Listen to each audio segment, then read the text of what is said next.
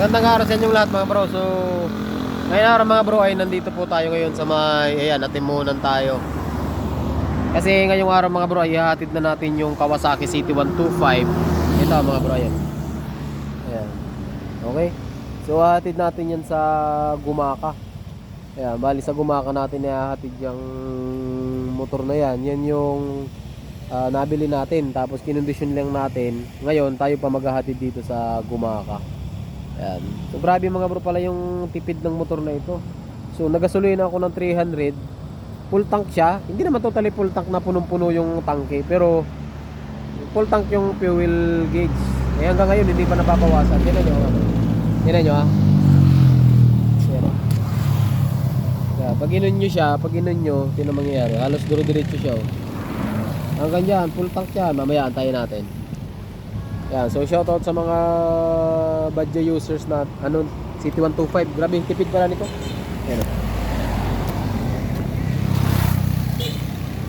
Yan, diretso yan dyan hanggang ma-full siya. So 300 lang ginas natin dyan.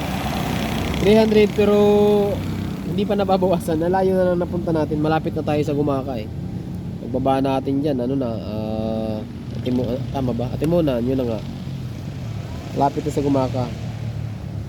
So isa ito sa motor na nagamit ko na sobrang tipid mga bro, no? Grabe, sobrang tipid din pala nito. So shoutout sa mga Kawasaki City Badja CT125. Yan. Ito kasi mga bro, bali antayin natin dito yung kapatid ko, si Ayan. Kasi magpapasundo tayo gawa nung kapag ka nag-commute mga bro masyadong malayo. Pagka nag-commute tayo baka buti ng 4 na oras hanggang 5 oras, kaya magpapasundo na lang tayo. Antayin natin dito. Nauna naman ako. Kanina pa ako umalis dun eh. So, mabagal lang naman yung takbo ko mga bro. Gawa nung delikado to. Muntik na ako kanina eh. Ayan. So hindi siya pwedeng iliko. Hindi siya pwedeng ibali. Or sa madaling salita, hindi siya pwedeng ibangking kasi kwadrado yung gulong. Buldog. Buldog na gulong. Kapag ka nasobra kayo sa liko, ano siya, gumigewang siya mga bro. Kaya ano lang siya, tamang liko lang, hindi nyo kailangan itumba o hindi nyo kailangan ibangking mga bro. 2 beses ako kanina eh. Ganda ng lugar dito mga bro. Ayun o. Eh, di ba? Ayun lang. Sa mga magra-rides ayan, marami nagra-rides dito. Marami nagba-vlog dito kanina mga bro eh. May mga drone silang dala. Ayun, sa baba. Ayun o. So, sa mga magra-rides, so ingat po kayo ano mga bro. Kasi maulan, madulas ang kalsada. Shoutout pala sa ating mga kaibigan. No. Shoutout kay SMS Windswork, nasa diet na siya ngayon. Tapos kay Mariano Brothers Moto TV, kaibigan natin taga Rizal, kay Capro Pawis TV. Yan, kay Suzuki Windswork.